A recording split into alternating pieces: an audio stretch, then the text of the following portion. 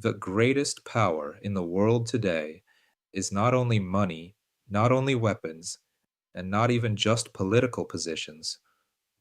The greatest power today is control of attention, because whoever determines what millions of people look at, what they think about, what they fear, and what they consider important, gradually begins to shape their reality. Most people still think about power using an old model. They imagine it as something direct: commands, coercion, censorship, bans, or physical pressure. But modern influence works in a much subtler way.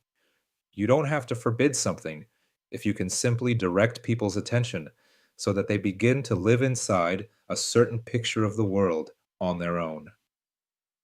And here, we need to understand one basic thing: the human brain cannot keep everything in the center of attention at the same time.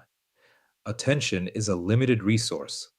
If your attention is constantly occupied by fear, scandals, anxiety, outrage, and an endless flow of news, then at that same moment, you are no longer able to analyze deeply, build long chains of cause and effect, and see the broader picture.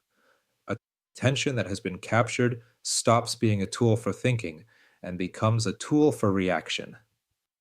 That is exactly why control of attention is so powerful. It does not force you to think a certain way.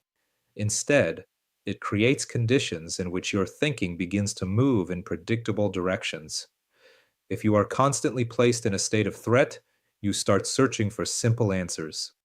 If you are constantly placed in a state of outrage, you begin to think in terms of enemies and blame. If you are kept inside endless informational noise, you slowly lose the ability to distinguish what is important from what is secondary. Look at how this works in reality. Take war as an example. When a war is happening, people's attention naturally shifts towards survival, danger, safety, and the distinction between allies and enemies. This is natural. It is biology. The problem begins when this state stops being temporary and becomes a permanent background. A person who spends months or years inside an informational environment of fear no longer simply receives news. Their thinking gradually narrows. They begin to think in short emotional blocks. Who is right? Who is guilty? Who is dangerous? Who is on our side? Who is against us?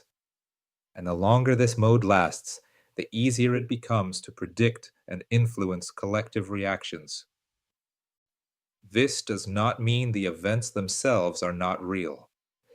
It means that the way events are presented, repeated, highlighted, and emotionally framed shapes not only awareness, but the very way people think.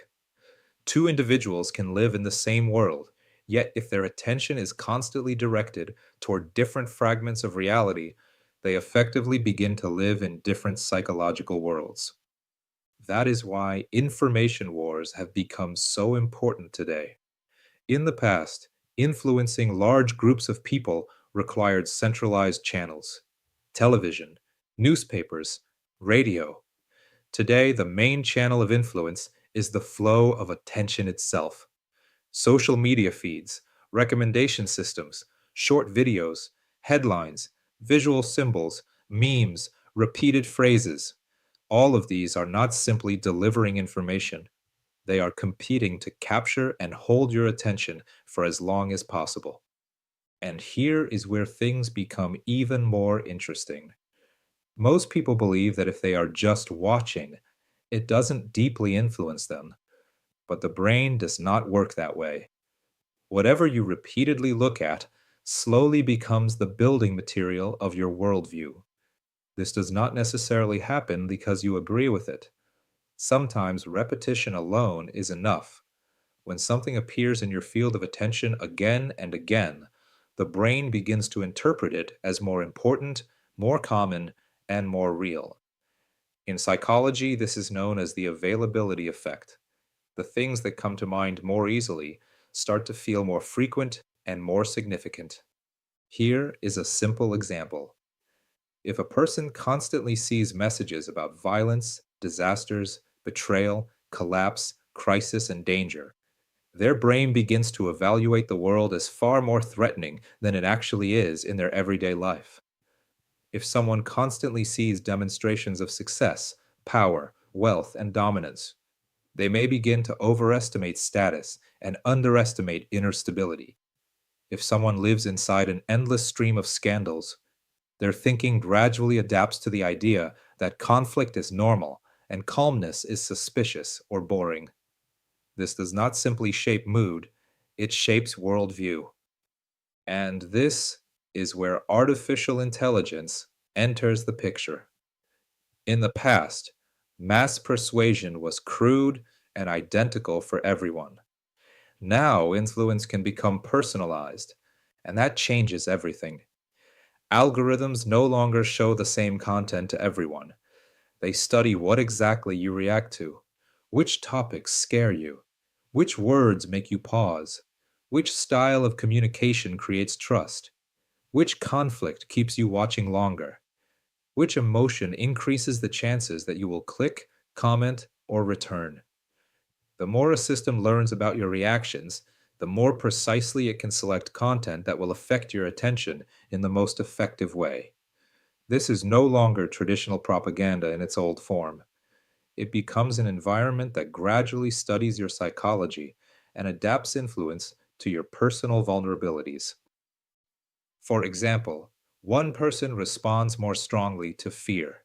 They will see more threats, catastrophic predictions, and alarming narratives. Another person reacts more strongly to outrage. They will see more injustice, hypocrisy, enemies, and scandals. A third person responds to the feeling of being special or enlightened.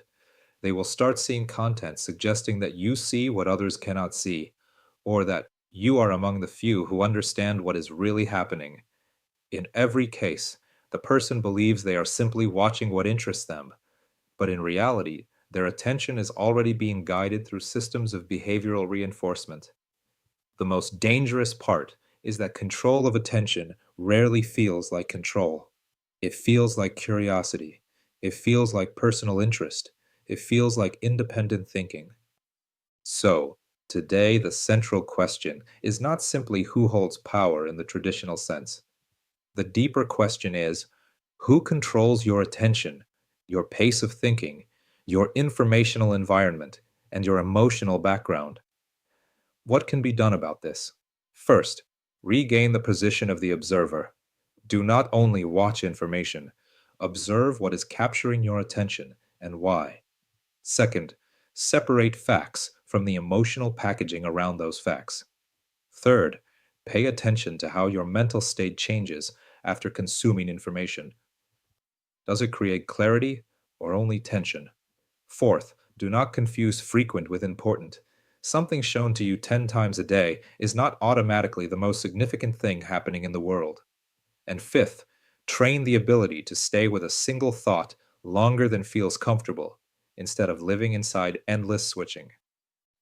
Because in the modern world, freedom does not begin with the right to speak. It begins with the ability to hold your own attention long enough to think independently. If we simplify everything, modern mass influence often does not look like direct commands. It looks like control of the flow of attention. Not think this, but look here, fear this, discuss this, ignore everything else. And the less a person notices this process, the stronger its influence becomes. So perhaps the most important question today is not only who is telling the truth. The deeper question is who is controlling your attention right now, and what kind of person are you becoming under that influence?